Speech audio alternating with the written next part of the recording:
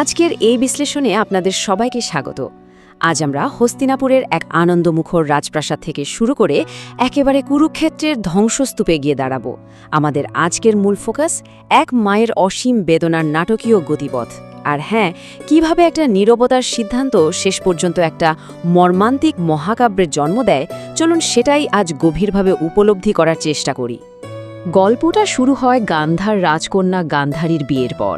স্বামী ধৃতরাষ্ট্র অন্ধ, তিনি এই পৃথিবী দেখতে পান না, আর ঠিক এই জায়গাতেই ঘটে যায় এক যুগান্তকারী ঘটনা।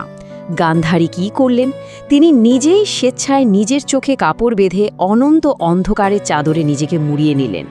ভাবা যায়, তিনি সোজা বলে দিলেন, আমার স্বামী যখন এই পৃথিবী দেখতে পায় না, তখন আমি কিভাবে সেই সুভোগ করি। একটা অবিশ্বাস্য প্রতিজ্ঞা। কিন্তু জানেন কি, এই স্বেচ্ছায় বেছে নেওয়া অন্ধকারই তার মনের ভেতর দীর্ঘদিনের চেপে রাখা আবেগের এক বিশাল আগ্নেয়গিরি তৈরি করেছিল, যা কিনা স্রেফ একটা বিস্ফোরণের অপেক্ষায় ছিল। আর এই ঘটনা প্রবাহগুলো খেয়াল করলেই বুঝতে পারবেন কিভাবে ওই নীরবতা আর অসহায়তা বছরের পর বছর ধরে জমেছে। গান্ধারীর ১০০ জন পুত্র কৌরবরা ধীরে ধীরে অধর্মের পথ বেছে নিচ্ছিল। একজন মা হিসেবে তিনি কিন্তু বারবার তাদের সতর্ক করেছিলেন, তবুও তাদের থামাতে পারেননি। এমনকি যুদ্ধের ঠিক আগে স্বয়ং কৃষ্ণ শান্তির বার্তা নিয়ে এলেন, কিন্তু সেটাও ব্যর্থ হলো।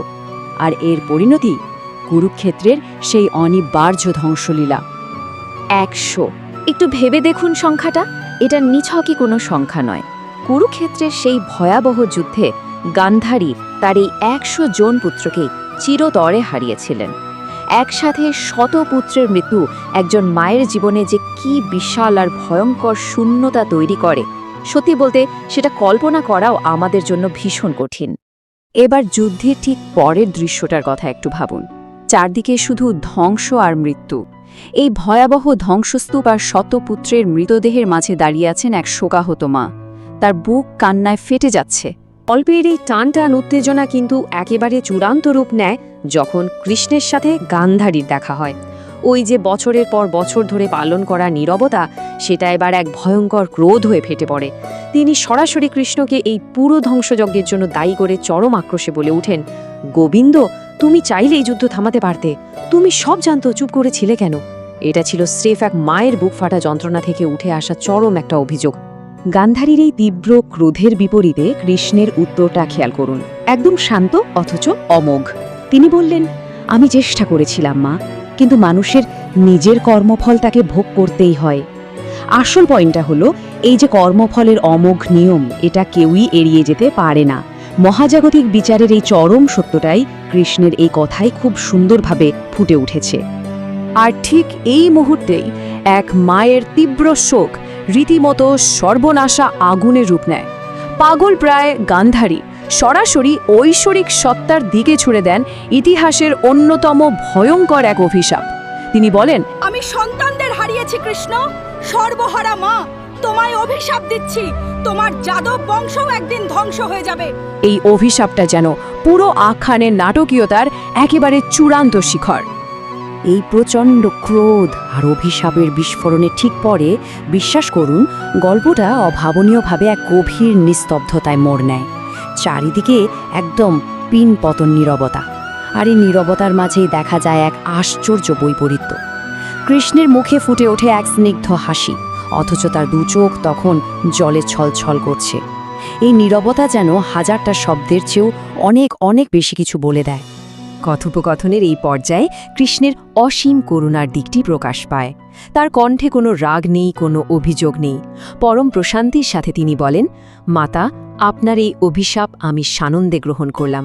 আপনার বেদনার কাছে কোনো যুক্তিই বড় নয়।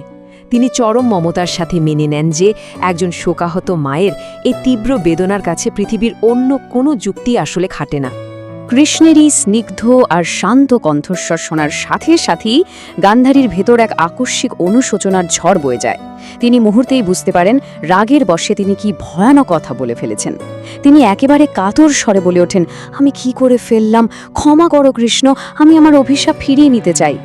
নিজের ছোঁড়া অভিশাপের তীর যেন বুমেরাং হয়ে তার নিজের বুকেই বিঁধতে শুরু করে।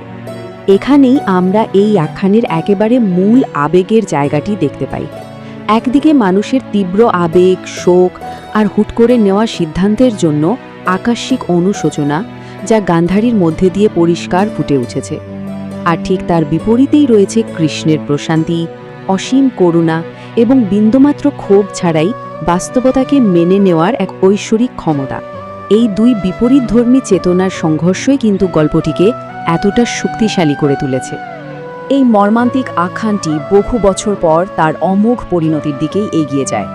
শোকাহত এক মায়ের মুখ থেকে বেরিয়ে আসা সেই অনিবার্য শব্দগুলো শেষ পর্যন্ত ঠিকই বাস্তবে রূপ নেয়। ঠিক যেভাবে অভিশাপ দেওয়া হয়েছিল, কৃষ্ণের যাদব বংশ নিজেদের মধ্যে এক ভয়াবহ যুদ্ধে জড়িয়ে ধ্বংস হয়ে যায়। আর এই সব কিছুর শেষে কৃষ্ণ একেবারে একাকী একটি বনে তার শেষ নিঃশ্বাস ত্যাগ করেন। এই পুরো গল্পের ধারাবাহিক প্রভাবগুলোর দিকে তাকালে আমরা দারুণ একটা মনস্তাত্ত্বিক গতিপথ দেখতে পাই। প্রথম ধাপেই দেখুন, অন্যায়ের সামনে নীরব থাকা এবং অধর্মকে সহ্য করে নেওয়া। এর পরের ধাপে সে চাপা পড়া ক্ষোভ আর নীরবতা থেকে এক অনিবার্য ধ্বংসের সূচনা। আর সবশেষে এই ব্যক্তিগত নীরবতা এবং ভুলের মাসুল কিভাবে পুরো পৃথিবীকে এক ভয়াবহ বিপর্যয়ের মাধ্যমে চোকাতে হলো তার এক স্পষ্ট চিত্র ফুটে ওঠে। এই অসম্ভব শক্তিশালী আখ্যানটি শেষ পর্যন্ত আমাদের ভীষণ গভীর আর অস্বস্তিকর একটা চিন্তার সামনে এনে দাঁড় করায়। গান্ধারীর গল্প শুধু একটা অভিশাপ বা শোকের গল্প নয়, এটা যেন আমাদের নিজেদেরই একটা আয়না। চোখের সামনে অন্যায় হতে দেখেও স্বেচ্ছা চোখ বন্ধ করে রাখার যে সিদ্ধান্ত, তা কি শেষ পর্যন্ত আমাদেরই ধ্বংসের দিকে ঠেলে দেয় না? অন্যায়ের প্রতিবাদ না করে নীরবতা বেছে নেবার প্রকৃত মূল্য আসলে কতটা ভয়াবহ হতে পারে, সেই জোরালো ভাবনার জায়গা থেকেই আজকের এই বিশ্লেষণ এখানেই শেষ করছি।